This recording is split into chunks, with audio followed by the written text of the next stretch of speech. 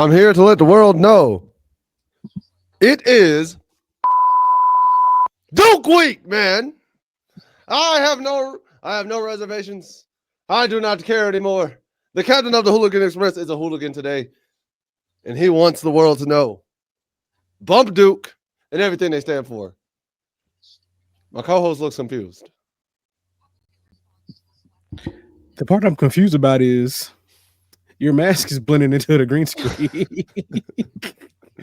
Hey, listen, there's a lot of blue. All right, I can't fix it, man. I tried. Blue, and blue. I've been trying. I've been trying to get it as good as it can. Here's the bad part. Like when I put on that I don't have a green screen, it low-key blends better a little bit. Yeah. But then So I you know don't something crazy. But then I don't like with this. You see what I'm saying? So you would know crazy thing. So remember when we came back and you remember the jersey I bought? Black and gold one? Mm-hmm. That joint don't fit. Oh, it was too small? It's a slim fit. Ooh. Yeah. So even though it's the size that it is, it's a 2X slim fit. Dang. Yep. Well, to that I say, indeed. Honestly, hit him with that, Matt Ryan. Hit him with it again. Nah, we good. All right. Anyway, yo, what's good? What's happening? How you living? It's your boy Ricebox 26. We back with another North Carolina Live. It is what my co-host said. It is Duke Week. Things got real. It going down. Listen, man. I can't stand Duke. We gotta put BTAs. That's why the mask is on. I'm not here to play no games with Duke at all this week, bro. I'm not. Also, I'm just a fool. You know, they gave them 75.5% odds to beat us.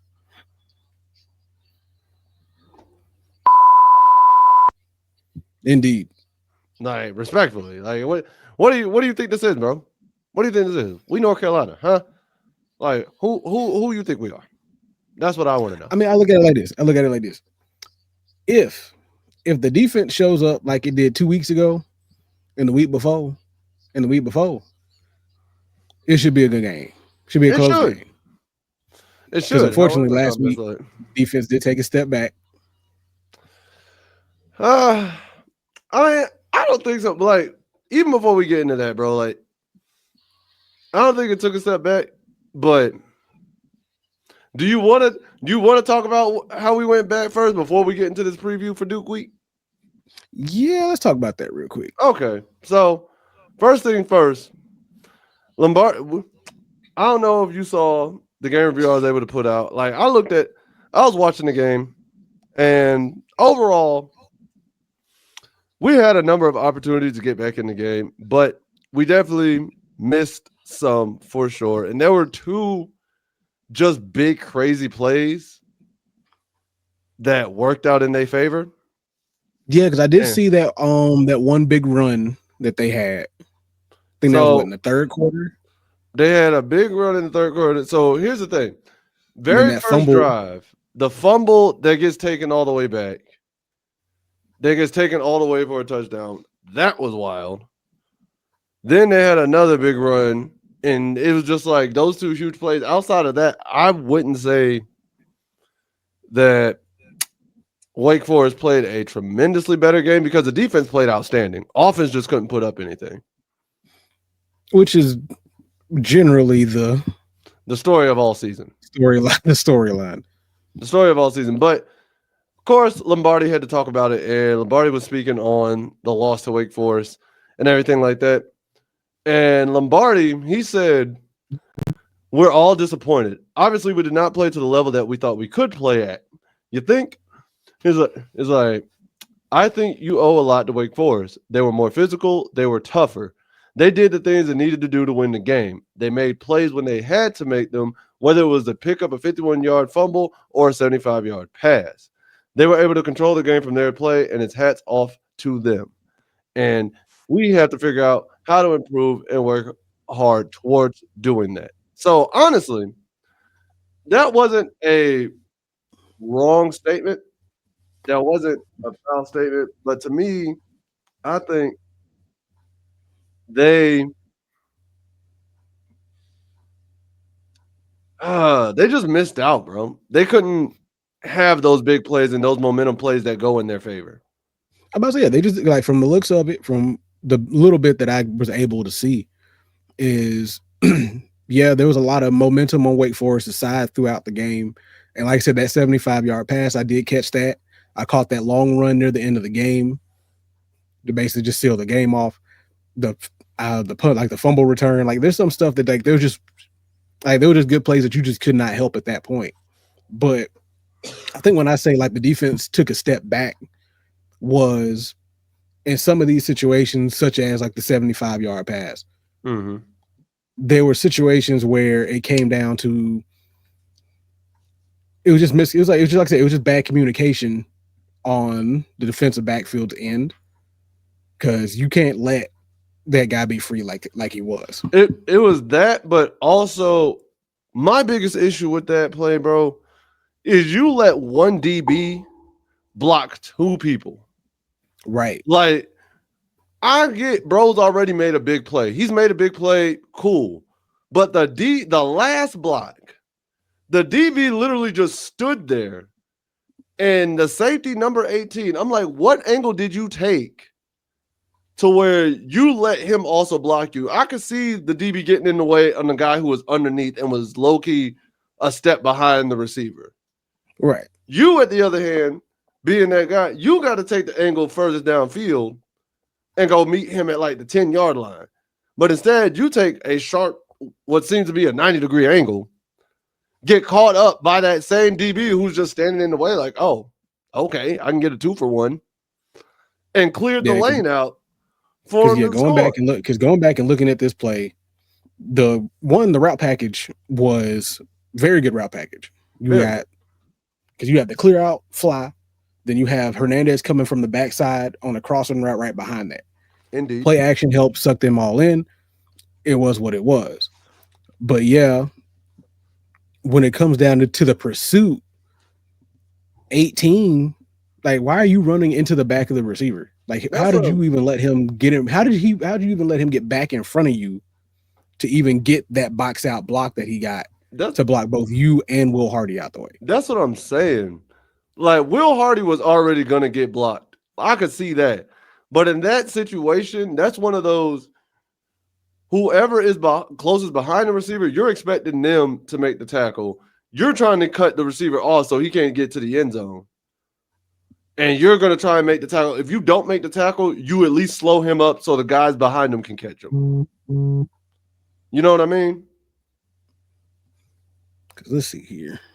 Because here's the biggest problem. Here's the biggest problem that I saw with that play. And to tell you, it wasn't Will Hardy. He was who's 16? Because I don't know who number. I can't remember who number 16's name is. But that's who ended up getting blocked. It wasn't Will Hardy. But what ended up happening? One, whoever, like the first defensive back. One, if you would have cut outside of that receiver, like work towards the sideline, you wouldn't have been blocked. And you actually would have ran him back into your support. Coleman Bryson, that's who it is.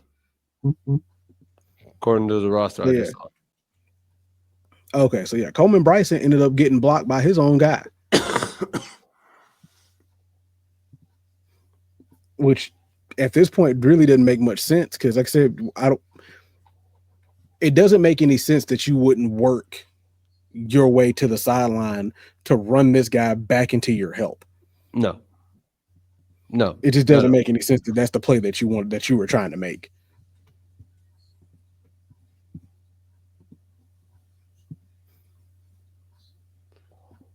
Hold up, 2 seconds. Somebody's coming. Hold up.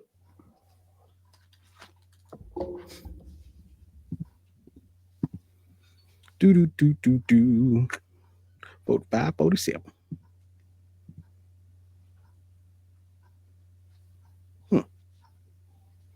But yeah, so looking at all this, can I say the defense regressed? No, because the defense was still good. The defense still put in as much work as they could. It's just Wake Forest ended up capitalizing on plays when they needed to capitalize on plays. So you just started the show without me? Listen, I'm gonna need you and whoever Ricochet that came in here earlier to get y'all's timing straight. What you mean? Like you just started the show without me, dog? No. And yes. What you mean no and yes? No and yes. What you mean? Who was here before me? Because why has the show started? Your alter ego is why who came in here. What are you talking about, my alter ego? If you don't know, I can't tell you. I don't understand. My dog just starting the show without me. This is crazy. I done told you Ricochet was in here a second ago, but you ain't believe me. But whatever. No.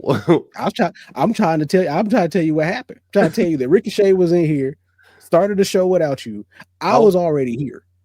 You were already here, and you just let him. It is not my fault. You just let him take the show to your own show. You just let him take the show. Out here letting Ricochet take your spot. You just let him take the show. I bet. I guess I ain't let him take nothing. How am I gonna stop him from a camera? What am I gonna do? You were real when you were real when you're supposed to figure out a way. What am I gonna do? Just remove him from the thing? You're supposed to figure out a way. Mm-hmm. Mm-hmm. And you didn't. Mm-hmm.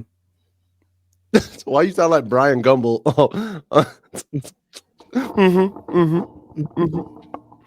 that Family Guy snip. You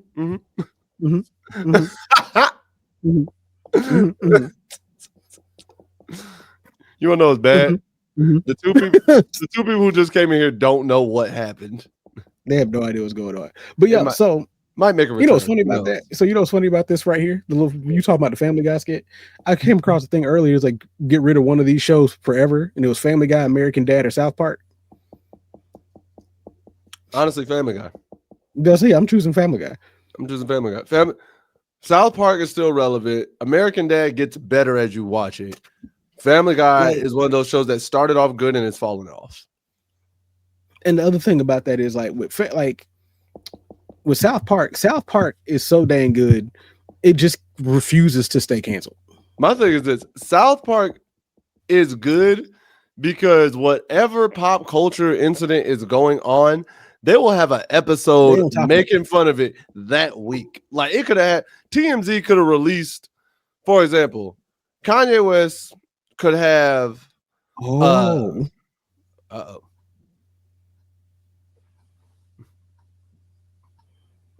What is that? What is that? Is that a chicken? Sort of. What is that? Is that a turkey? Sort of. What is that? I'm gonna have to show you when the thing over. Is it a Pokemon? No, because I just realized full on what it is. All right. I hope. So I was at work. So I was at work and one of my coworkers gave me one of these. I hope we ain't get in trouble for what you just showed. Oh no, you good. Now, had I showed the whole thing, we would have. Oh Lord. But no, it's like a chicken or a duck or whatever. Oh. Yeah, it's like a little duck thing. Okay. Anyway. All right. But I would say I don't think the defense took a huge step back. Offense, no, definitely. The offense, definitely. Offense, I'm not gonna say the defense, but no, I'm definitely never. I'm not gonna say defense regressed hard. They held them. It just wasn't one of the best games. They held them to 21 points up until that last garbage time TD, and we're gonna talk about that. Yeah, I'm about to see where Bill calls a timeout for. Yeah, we're gonna talk about that in a second.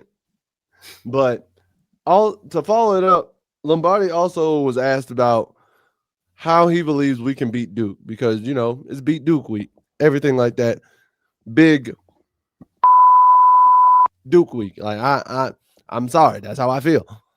But he said in order to beat Duke, we've got to get back to being able to pressure the quarterback, do things that we did in prior games. Virginia went in there last week and put over 500 yards on them. UConn has been able to move the football on them, so we're going to have to play a three-dimensional game here. They can be an explosive offense. They went into Clemson and were able to find a way to win that game and score a ton of points. So we're going to have to be able to control the football. I think our team operates best when we can run the ball and have balance. Last week against Wake, we were not able to consistently run the football. So it's going to take a really good week of practice, a lot of physicality within the team, and we can't make mental mistakes. We can't have blown assignments. We can't do things that Ship talked about. We got to pay attention and focus on the details that'll lead us to be prepared for Duke and then playing the game the right way. Do you not disagree? Do you not There's- disagree at all? Like, there's not one thing you can say there's all, and mental mistakes big because the penalties in been a that game, bro. Remember, because we talked about it last week. We talked about it last week. That North Carolina cannot go into Wake Forest having the amount of penalties they've had the last couple of weeks, because they will lose that game. And the guess what? penalties We see what were happened. horrendous, bro. And we were even talking about it to the extent where there was one play, or there were a couple plays, we were just like, that's not targeting, that's targeting, that's pass interference. That what is going on, bro? And we've talked about that. It's like, because for some reason, holding, like these targeting penalties are weird. Like targeting penalties and pass interference penalties are a little weird, especially this season, because it doesn't make any sense how some of them get called. You can look at the play with defensive holding and defensive pass interference penalties. Those are, to me, are getting out of hand, because I am definitely seeing a lot more, and I'm gonna say the NBA version of this, a lot more of where the offensive player pushes off, but because they're extending and pushing off, it's also they're selling like they're getting hit in the same venue. So if they don't catch the ball, kind of like how if an offensive player pushes off but gets off balance, or they just throw up an off balance shot, they get the foul call in their favor. And I'm like, nah, dog. Like, there's something you just can't let that slide. Because honestly, penalty-wise, we only have 4 penalties for 45 yards, which is better than what we did the week prior by a long shot. I think so we were still within the same realm. I think a couple of them got declined, though, because they were just big plays anyways. I mean, that's fair. But I could be wrong, and I could be misremembering. I honestly could be. I mean, so that's fair. I said, because overall, like either way, on the stat sheet, we didn't give up that many penalty yards overall, at least on the stat sheet, because Wake Forest only had 5 yards less than we did, and they had 1 less penalty. So it showed, at least on my end, it shows that Wake Forest had 3? They had bigger penalties by comparison to us, but oh Jesus, I'm sorry. You can't go into Duke and have these major mental mistakes, and just like Lombardi said, if we can't run the ball, we're not going to win games.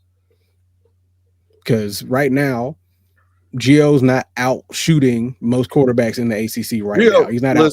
A shootout with Mensa, Gio's losing. Yeah, Gio's losing the shootout. I'm not even going to sit there and be what's the word? I'm not going to sit there and be, I guess, facetious. That might be the word I'm thinking of right now. Be delusional about it. Yeah, I'm not going to be delusional about that. If you want to sit there, and I'll use my NFL quarterback as an example. Had you told me Bryce Young was going to go into Atlanta and throw for 400 on the number 1 pass defense, that's the Lulu land. I'm sorry. I didn't anticipate that happening. I respectfully didn't. So if you're telling me what? So both of his best games in his career were against Atlanta. Oh yeah, for sure. Like the only other one I would say is the Green Bay game in 23, where he threw for 323, but they lost that game. He threw for like 323, 334. But it goes back to Gio. To sit there and say Gio can go into Duke and outshoot Mensa, unless you know something we don't know, the likelihood of that happening is very slim. I'm not saying it can't happen. Gio, please don't take that as me thinking you can't do it. But, bro, we have 10 games that tell us that the likelihood of you doing it ain't that high. And it's not even just you, Gio. It's this whole passing offense in general. Because even when Max Johnson came into the game, our passing offense wasn't that great. Like the play calling for passes this season has not been great. Like, I'm not going to sit there and sugarcoat that. You know? Because let's see here.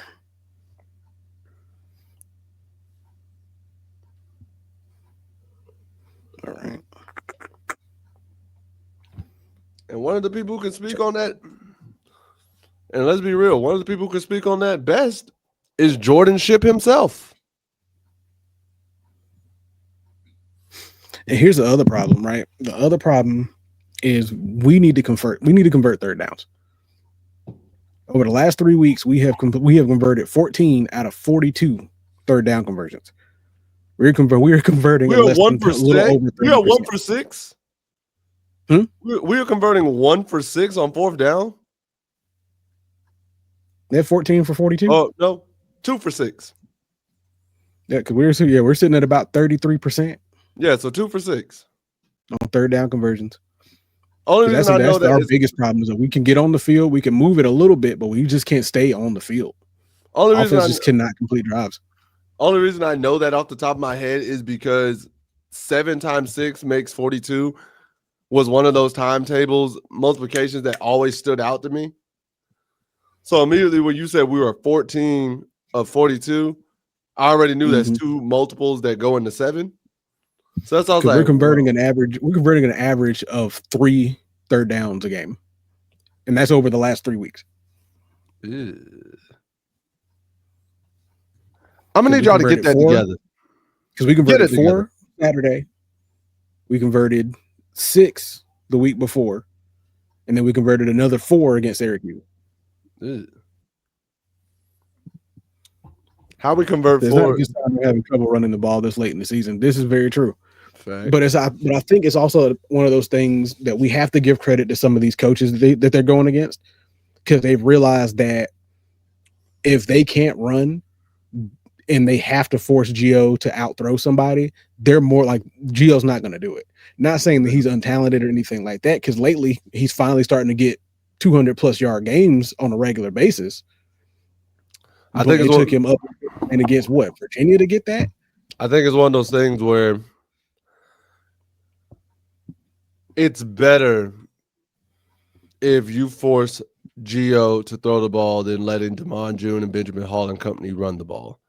Just like if you're just like in the NFL, it's better for teams to try and force Justin Fields to throw the ball, because Justin Fields hasn't shown he's great at making those passes and making those reads. I'm not saying Justin Fields is a horrible player by any means, but it's just a game plan. What do you want to do what's going to help the Jets beat you? What are you more afraid of, their running game or their passing game? You're more afraid of their running game. Because like I said, even though he's been throwing for 200 yards for the last 4 straight games and has had at least around a 59% completion percentage, at the end of the day, if you force him to throw because you don't have a run game, you have a greater chance of winning these games. And teams have definitely started to realize that. Exactly. Yeah, that's exactly it. They're just forcing Gio to win the game for them, because at the end of the day, you can get with a win if they have if they run game is established. Damon June, Hall, Goss, and Hood are going to run over you. They're going to make the plays. It's going to make it easier to control the time, all that. Because we even had the greater time of possession last week. We did, not by a whole lot, but we did. It was like a minute, I want to say. It's about like a minute, somewhere 30 seconds to a minute. But the problem is, because we couldn't establish a good run game, especially coming into the second half, when we lately have been a better second half team. This is the one. This is the one game, and you said it. We were a better second half team. This is the one game where we were worse in the second half. We were I would say, we haven't been worse in the second half like this since the TCU game. In my opinion. And I might be overlooking some other games right now, but off the top of my head, we have been better in the second half in every game except the TCU game. Especially the last 4 weeks. Right. The other problem that we're having is, and we talked about it last week, what the team needs to be is at least have at least 3 good quarters, especially these last 2 games of the season. Y'all had 1.5. Exactly. Yeah, 1.5. 1.5. So you need, especially against Duke and North Carolina State, both of these games are winnable. The Wake Forest game was winnable, but because you didn't put up at least 3 good quarters offensively, you end up losing. Defense showed up for 3.5 quarters. Defense showed up for almost all 4. I don't give them that. Because to hold them again to 21 points up until the last 26 seconds, and to be truthful, Wake Forest was going to take the 21 and slide until Bill called that timeout. Yep. It's like you held Wake Forest 6-3 at the time, Wake Forest, to 21 points over 4 quarters. That's a win on the defensive end. Like, I'm going to be honest. Yeah, defense kept you in that game. You just couldn't capitalize. That's a defensive win.